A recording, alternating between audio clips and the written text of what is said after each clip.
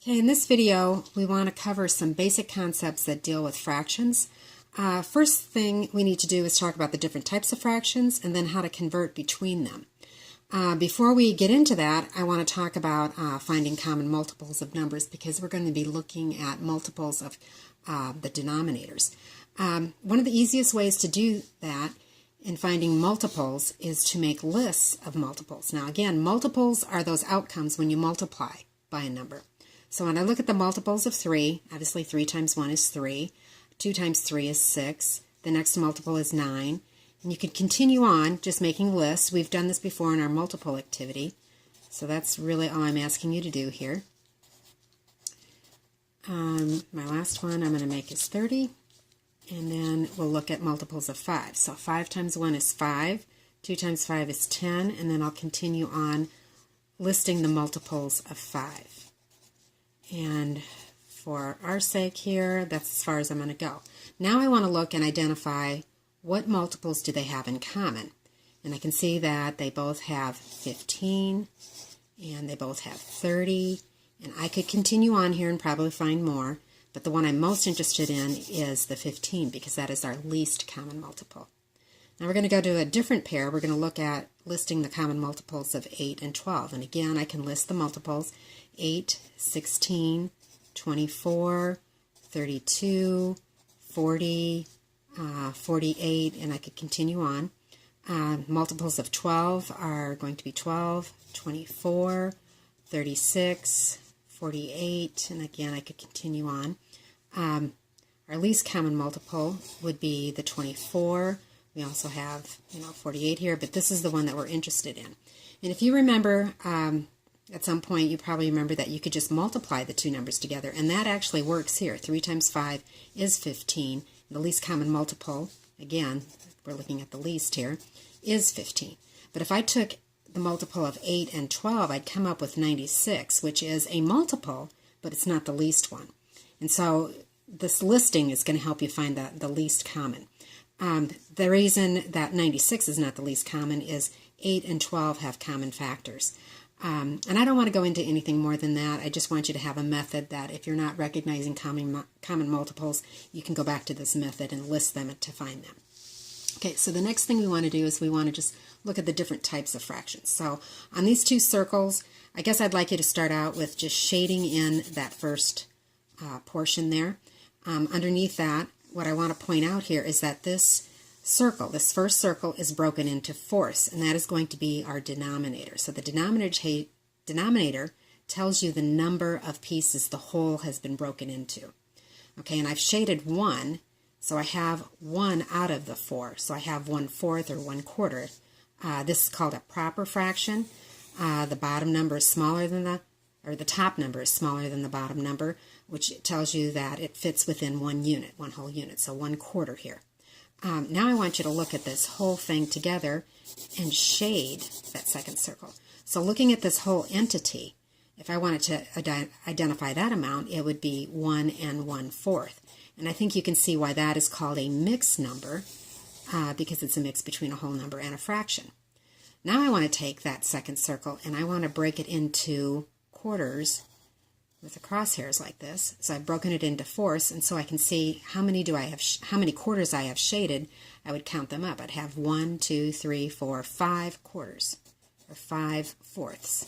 And this is called an improper fraction because the top number is greater than the bottom number. I know that this amount spills beyond 1 unit. So this picture hopefully helps us identify the 3 different types of fractions that we're going to be dealing with.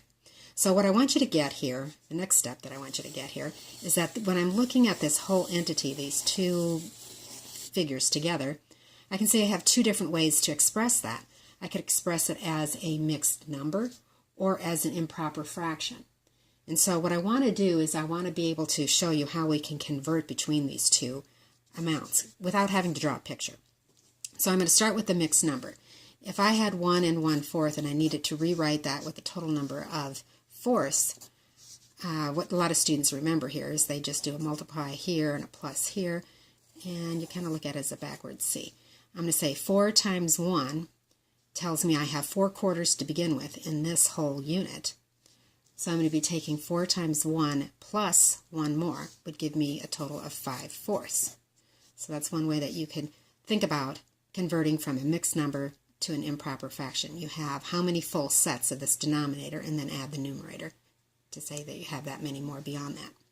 Okay, what if I'm going the other way around and I have 5/4 and I need to rewrite this as a mixed number? I ask myself, how many times does my bottom number go into the top number? In this case, how many times does 4 go into 5? It goes in there one full set of fourths there, and we have 1 left over. Now notice the denominators in each of these cases is staying the same because that's telling you the size of the piece.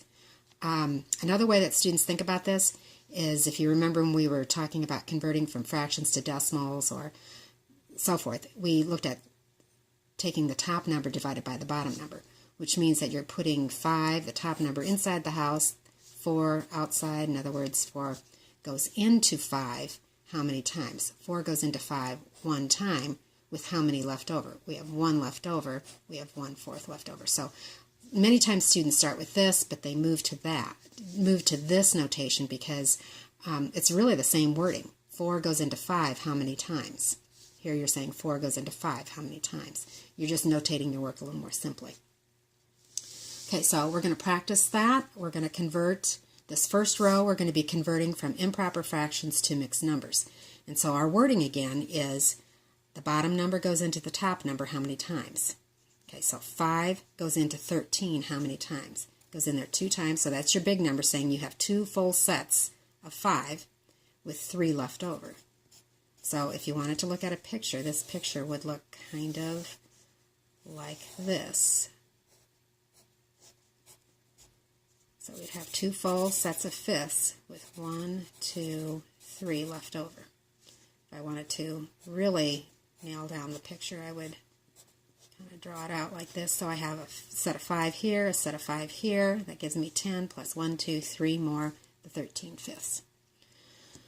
Okay, very quickly, 3 goes into 22 7 times with how many left over? There would be 1 left over. 7 goes into 17 2 full times with 3 left over, so I'd have 2 and 3/7. 4 goes into 19 4 times with 3 left over, so I'd have 4 and 3/4. 3 goes into 26 8 times with 2 left over, so I'd have 8 and 2/3. So again, you're going to have your multiplication facts down. You might want to review those with that multiplication activity that we did earlier. Okay, here we're going to go the other way around. We're going to take our mixed numbers and rewrite them as improper fractions. Now, I apologize, my font isn't really centered here, but I've got a large number here. That's to indicate 2 full sets of fifths. So I could say that I have 2 full sets of 3, so 3 times 2 is 6, plus 2 more would be 8/3. And here I have 3 full sets of fifths, so 5 times 3 is 15, plus 4 more would be 19 fifths. I have 5 full sets of fourths, so 4 times 5 is 20, plus 1 more would be 21 fourths. I have 4 full sets of sevenths, so 7 times 4 is 28, plus 3 more would be 31 sevenths. Now, if you wanted to, you could do the times and the plus here, do your backwards C if you want to do that to get started, but hopefully we could move through that without the notation.